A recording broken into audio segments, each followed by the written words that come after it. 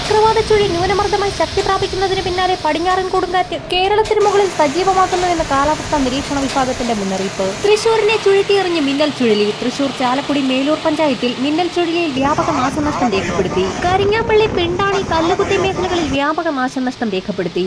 വൈദ്യുത പോസ്റ്റുകളടക്കം തകർന്നു വീണു. ഷീറ്റിട്ട വീടിന്റെ മേൽക്കൂരകൾ പറന്നുപോയി. കാസർഗോഡ് ഉപ്പള നദിയിൽ ജലനിരപ്പ് ക്രമാതീതമായി ഉയരുന്നതിനാൽ നദിക്കരയിൽ താമസിക്കുന്നവർ ജാഗ്രത പുലർത്തണമെന്ന് ജില്ലാ ഭരണകൂടം മുന്നറിയിപ്പ് നൽകി. സംസ്ഥാനത്ത് ഇന്ന് എല്ലാ ജില്ലകളിലും ശക്തമായ മഴയ്ക്ക് സാധ്യത. കേരളത്തെ കാത്തിരിക്കുന്നത് അതിതീവ്ര മഴയെന്ന് കാലാവസ്ഥാ നിരീക്ഷണ വിഭാഗത്തിന്റെ മുന്നറിയിപ്പ്. സംസ്ഥാനത്ത് ജൂലൈ 12-ന് ശേഷം അതിതീവ്ര മഴയ്ക്ക് സാധ്യത. പശ്ചിമ ബംഗാളിന് മുകളിലായി സ്ഥിതി ചെയ്യുന്ന ചക്രവാത ചുഴിയുടെ സ്വാധീന ഫലമായി സംസ്ഥാനത്ത് തിങ്കളാഴ്ച വരെ ഒറ്റപ്പെട്ട ശക്തമായ മഴയ്ക്ക് സാധ്യതയുള്ളതിനാൽ വിവിധ ജില്ലകളിൽ യെല്ലോ അലർട്ട് പ്രഖ്യാപിച്ചു. മഹാരാഷ്ട്ര തീരം മുതൽ കർണാടക തീരം വരെ ന്യൂനമർദ്ദപാത്തിയും സ്ഥിതി ചെയ്യുന്നുണ്ട്. ഇതിന്റെ സ്വാധീന ഫലമായാണ് സംസ്ഥാനത്ത് മഴ ശക്തമാകുന്നത്. അടുത്ത 3 മണിക്കൂറിൽ എറണാകുളം, തൃശൂർ, പാലക്കാട്, മലപ്പുറം, കോഴിക്കോട്, വയനാട്, കണ്ണൂർ, കാസർഗോഡ് ജില്ലകളിൽ ശക്തമായ മഴയ്ക്ക് സാധ്യത.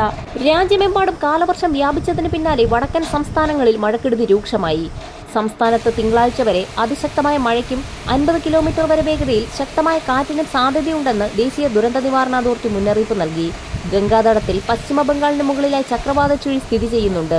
മഹാരാഷ്ട്ര തീരം മുതൽ കർണാടക തീരം വരെ പുതിയ ന്യൂനമർദ്ദപാത്തിയും രൂപപ്പെട്ടിട്ടുണ്ട്. ഇതിന്റെ സ്വാധീന ഫലമായി വടക്കൻ ജില്ലകൾക്ക് പിന്നാലെ മധ്യ തെക്കൻ ജില്ലകളിൽ ഇടവിട്ടുള്ള മഴയ്ക്കും സാധ്യതയുണ്ട്. സംസ്ഥാനത്ത് ചൊവ്വാഴ്ച മുതൽ മഴയുടെ ശക്തി കുറഞ്ഞ ശേഷം ജൂലൈ 12-ഓടുകൂടി കാലവർഷം കൂടുതൽ സജീവമാകും. വരും ദിവസങ്ങളിലെ കാലാവസ്ഥാ മുന്നറിയിപ്പുകൾക്കായി ചാനൽ സബ്സ്ക്രൈബ് ചെയ്യാൻ മറക്കാതിരിക്കുക.